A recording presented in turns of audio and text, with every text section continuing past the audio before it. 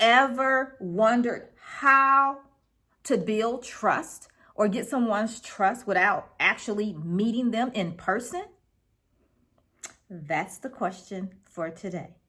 So welcome. Today is Tip Tuesday over here at FeliciaStreeter.com, where we talk about everything government contracting, as far as contractors, business, all of that wrapped up into a neat little bow. We talk about tactics, tips, and strategies to take your business to that next level, whether you're looking to go multiple 6 or 7 figures in your business. So let's dive into Tip Tuesday topic today.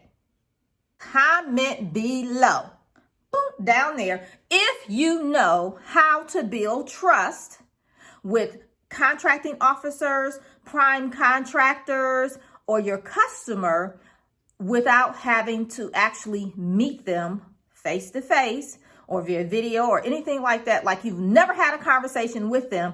Do you know how to build trust? Comment below and let me know. Yes or no, no or yes.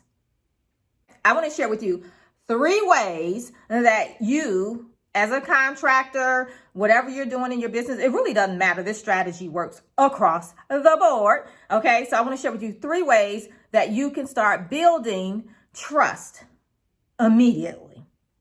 Okay, so here's how it happens. It's in the written word. So you don't have to wait until you meet someone face to face, phone call, or anything like that to build trust. It is in the written word. Okay. It's also in the form of your proposal, right?